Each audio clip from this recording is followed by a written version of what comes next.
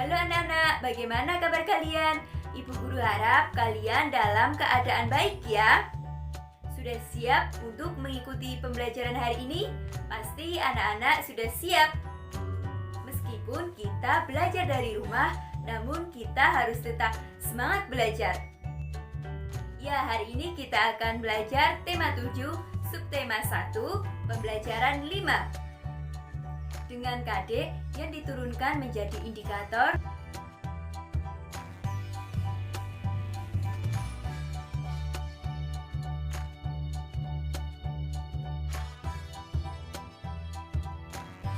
dan tujuan pembelajaran yang diharapkan sebagai berikut.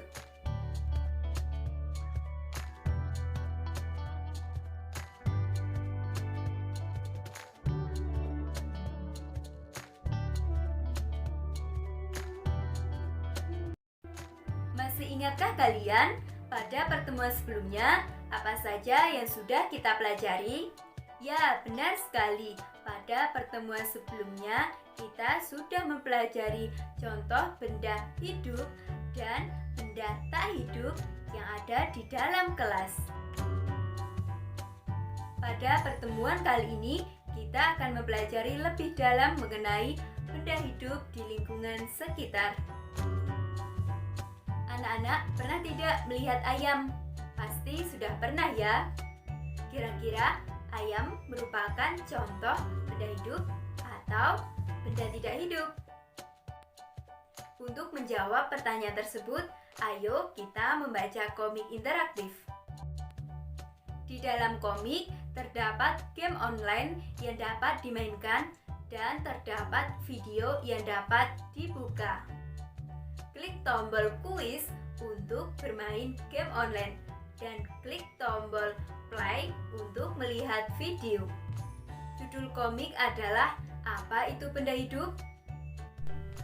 Suatu hari, guru kelas 1 memberikan tugas kepada siswa-siswi kelas 1, yaitu diminta melakukan pengamatan sederhana terhadap benda hidup di lingkungan sekitar. Untuk tugas minggu ini, silahkan anak-anak secara berpasangan melakukan pengamatan sederhana mengenai kenapa hewan termasuk benda hidup. Dan silahkan pilih satu hewan yang ada di lingkungan sekitar untuk diamati. Keesokan harinya, Siti pergi ke rumah Diva untuk mengerjakan tugas kelompok.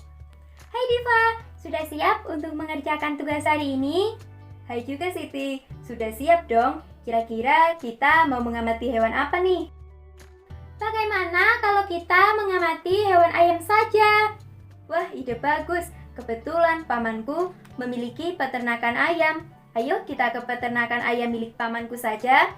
Sesampainya di peternakan ayam. Halo paman, aku bersama temanku Siti datang ke peternakan paman ingin meminta izin untuk melakukan pengamatan sederhana dan kami memilih hewan ayam sebagai benda hidup yang akan kami amati. Apakah paman mengizinkan? Halo juga Diva dan Siti, tentu saja paman izinkan. Setelah memperoleh izin, Diva dan Siti langsung melakukan pengamatan. Coba lihat itu Diva, ayamnya banyak sekali. Wah iya, ayamnya banyak sekali. Lihat, ada ayam yang sedang mengerami telur. Ternyata ayam termasuk benda hidup karena dapat berkembang biak dengan cara bertelur ya Siti? Iya, ayam berkembang biak dengan cara bertelur. Maka dari itu, ayam termasuk benda hidup. Kira-kira benda hidup berkembang biak untuk apa ya? Aku juga tidak tahu. Bagaimana kalau kita melihat video mengenai benda hidup di lingkungan sekitar? Kebetulan aku punya videonya. Halo anak-anak, sekarang kita akan belajar tentang benda hidup di lingkungan sekitar. Sekarang coba amati gambar berikut. Ya, benar sekali. Ada gambar hewan ayam, manusia, dan pohon jagung. Ketiga gambar ini termasuk benda hidup. Tahukah kalian kenapa hewan ayam, manusia, dan pohon jagung termasuk benda hidup? Ayo kita cari tahu apa yang dimaksud dengan benda hidup. Dikatakan benda hidup karena 1. benda hidup dapat berkembang biak, sedangkan benda tidak hidup tidak dapat berkembang biak. Kira-kira benda hidup berkembang biak untuk apa ya? Anak-anak ada yang tahu? Ya, tepat sekali. Benda hidup berkembang biak untuk mendapatkan keturunan. Selain itu, berkembang biak juga dapat memperbanyak jumlahnya. Sedangkan tujuan berkembang biak yaitu agar benda hidup terjaga kelestariannya. Kedua, benda hidup dapat bergerak sendiri. Contohnya, hewan ayam dan manusia dapat bergerak menggunakan organ gerak untuk berpindah tempat, seperti berjalan dan berlari. Sedangkan tumbuhan melalui daun, batang, dan akar. Untuk beberapa tumbuhan menggerakkan daun untuk tumbuh ke arah sumber cahaya. Ketiga, benda hidup memerlukan makanan. Contohnya, hewan ayam dan manusia memerlukan makanan agar mendapatkan energi untuk bertahan hidup. Tumbuhan juga memerlukan makanan untuk bertahan hidup. Namun, tumbuhan mampu menghasilkan makanannya sendiri melalui proses yang bernama fotosintesis. Keempat, benda hidup dapat tumbuh besar. Contoh proses tumbuh besar hewan ayam dari telur, menetas, kemudian memasuki tahap anak ayam. Setelah mengalami pertumbuhan ukuran tubuh, anak ayam akan tumbuh menjadi ayam dewasa. Kemudian, proses tumbuh besar manusia, yaitu bayi tumbuh menjadi anak-anak, remaja, hingga dewasa. Sedangkan proses tumbuh besar tumbuhan seperti pohon jagung yaitu dari biji, tumbuh akar, kemudian tumbuh tunas daun, lama-kelamaan akar dan daun bertambah banyak dan tinggi pohon bertambah tinggi, kemudian berbunga dan menghasilkan buah. Kelima, benda hidup dapat bernafas. Contohnya hewan ayam dan manusia bernafas dengan paru-paru dengan cara udara masuk ke lubang hidung. Sedangkan tumbuhan bernafas dengan cara udara masuk ke celah-celah yang terletak di permukaan daun yang dikenal juga sebagai mulut daun atau stomata. Oh begitu, ternyata benda hidup memiliki keistimewaan yang dapat berkembang biak agar benda hidup terjaga kelestariannya. Tidak heran jika ayam di peternakan milik paman banyak. Tidak terasa, hari sudah sore. Siti dan Diva ingin pamit pulang kepada paman. Paman, kami mau izin pulang karena hari sudah sore. Terima kasih sudah mengizinkan kami melakukan pengamatan di peternakan ayam milik paman.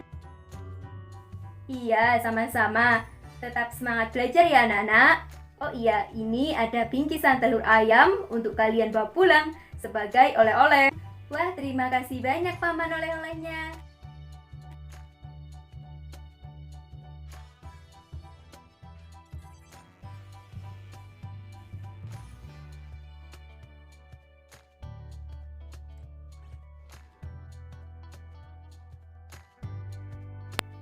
Menyenangkan bukan membaca komik interaktif?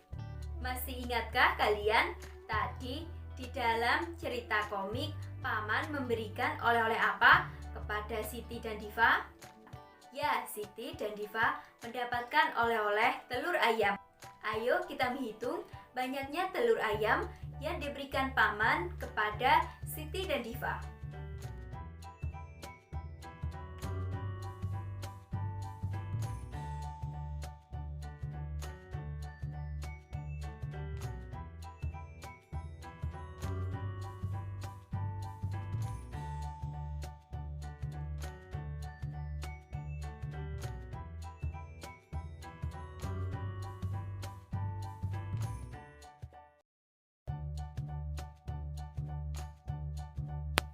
Wah, jumlah telur ayam yang didapatkan Siti dan Diva adalah 36 butir telur ayam. Sekarang kita akan membantu Siti dan Diva untuk menyimpan telur ayam ke dalam keranjang besar dan keranjang kecil. dengan mengamati video berikut. Nilai tempat, satuan, dan puluhan. Banyaknya telur ayam adalah 36 butir. Telur ayam akan disimpan ke dalam keranjang besar dan keranjang kecil. Dalam satu keranjang besar hanya dapat menyimpan 1, 2, 3, 4, 5, 6, 7, 8, 9, 10. Hanya dapat menyimpan 10 telur ayam. Sedangkan satu keranjang kecil hanya dapat menyimpan satu butir telur. Sehingga ada 3 keranjang besar dan ada 6 keranjang kecil. Dari penjelasan tersebut, maka keranjang besar dianggap sebagai keranjang puluhan dan keranjang kecil dianggap sebagai keranjang satuan. Jadi, dapat dituliskan 36 sama dengan 30 ditambah 6. 3 adalah puluhan dan 6 adalah satuan. Karena 3 menempati tempat puluhan dan 6 menempati tempat satuan.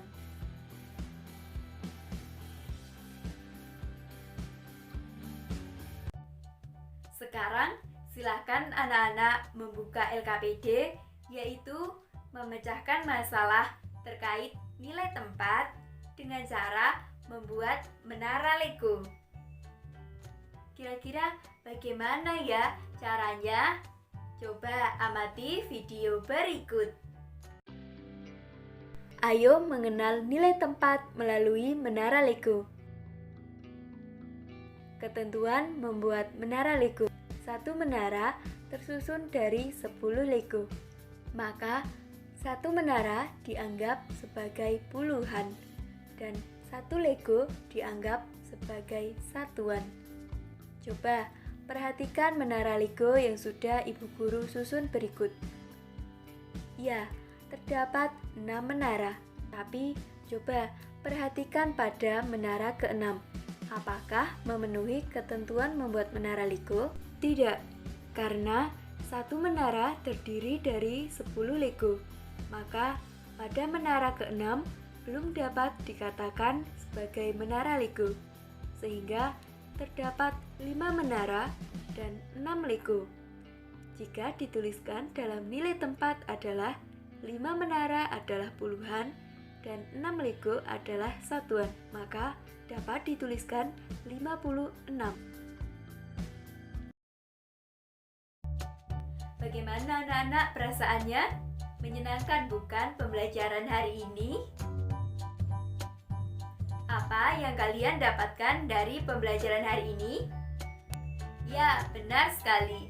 Hari ini kita telah belajar membuat kalimat sederhana tentang benda hidup di lingkungan sekitar. Coba apa contoh benda hidup di lingkungan sekitarmu? Ya, ada ayam, manusia, dan pohon jagung merupakan benda hidup karena dapat bergerak. Selain itu, kita juga sudah memecahkan masalah terkait nilai tempat. Iya, ternyata masing-masing angka memiliki nilai tempat dalam suatu bilangan. Ada nilai tempat satuan dan nilai tempat puluhan. Untuk mengetahui sejauh mana anak-anak memahami materi hari ini, silahkan anak-anak mengerjakan soal evaluasi yang sudah disediakan.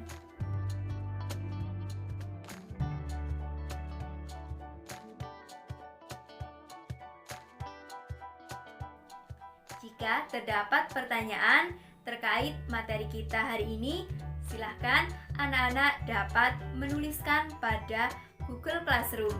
Sekian pembelajaran hari ini, tetap jaga kesehatan dan semangat belajar.